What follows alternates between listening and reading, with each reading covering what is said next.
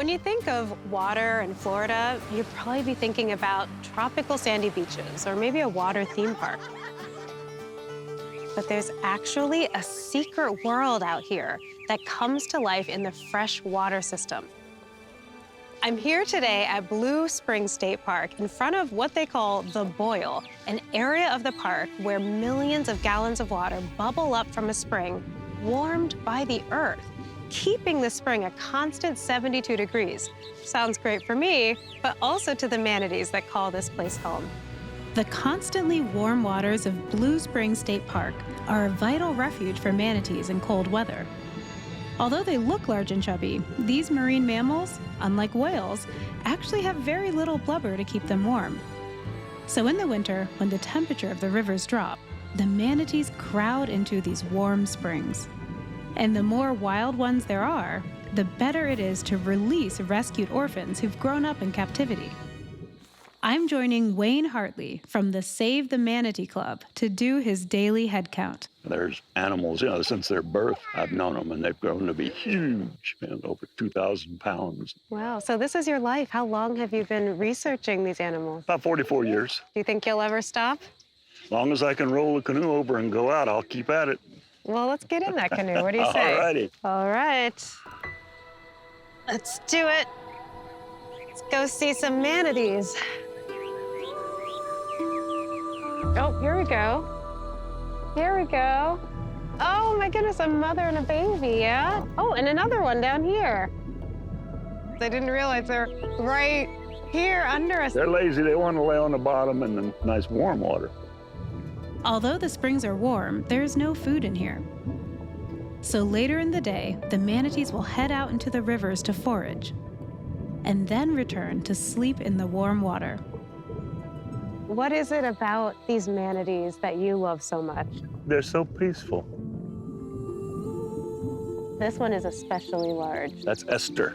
Esther, you are huge. Some of them aren't moving very much. So are they ever just sleeping?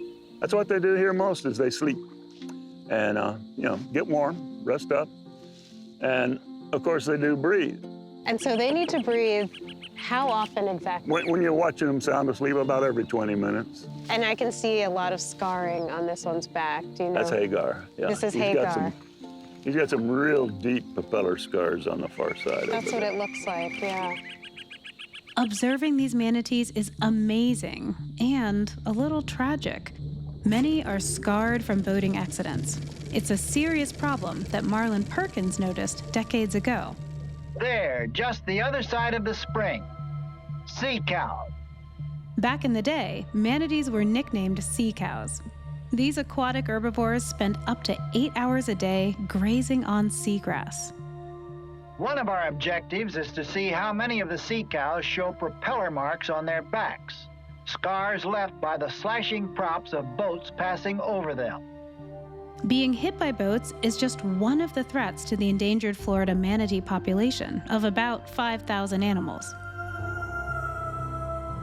In 2022, more than 800 died when much of their main food source, seagrass, was killed by an algal bloom. That is a big male. He weighed 1,875 pounds, but that was years and years ago. 1,800 pounds. But then we've got some females well over 2,000. What do you think your count is? Oh. Several hundred, I know that, but... 493. The seasonally cooler Florida weather has drawn this gathering of wild manatees to warm springs like this one, including survivors of boat strikes and other injuries that have become all too common. The growing number of injured and orphaned manatees has led to a network of zoos and aquariums dedicating extra resources to their care and rehabilitation. Today, I'm about to meet a manatee struck by a boat, and my location, well, it might just surprise you. We're here at the Columbus Zoo, over 1,000 miles from where manatees are normally found. Who's going to be coming through this gate? Well, hopefully this is going to be Stubby. She's the matriarch of our program. Stubby is a big girl. Although she weighs approximately 2,000 pounds, she has an even bigger job. Stubby is a surrogate mother to orphan babies that were rescued from around the country and brought here to heal. She was actually rescued in 1995. She was suffering from cold stress and then got hit by a boat. Oh, no. Come on, big girl. All right, let's go over and see if she'll come up to us. Okay. Unusual name for a manatee. Why is the name Stubby? Well, she came to us with that name. I can only assume it's because of her paddle, which is her tail. And if you take a look at that, she lost over 70% of it in the boat strike.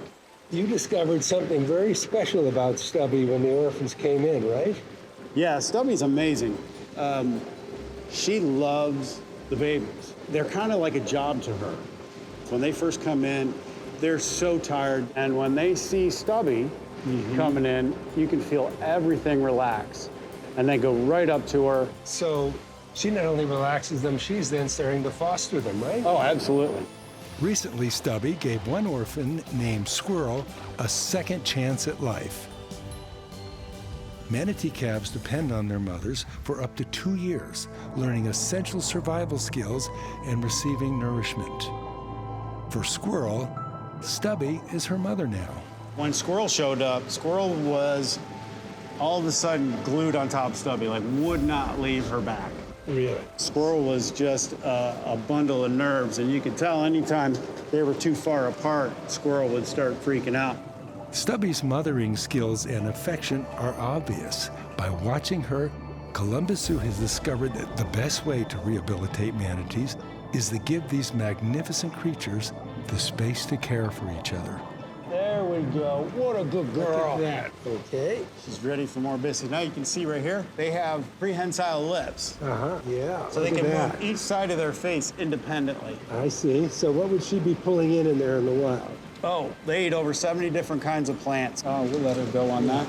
Dude, that was awesome. Yeah, that was incredible. I just shook hands with a manatee, I believe. Here's a biscuit. Thank you. You mind if I save it till later? Yeah, that's good by me.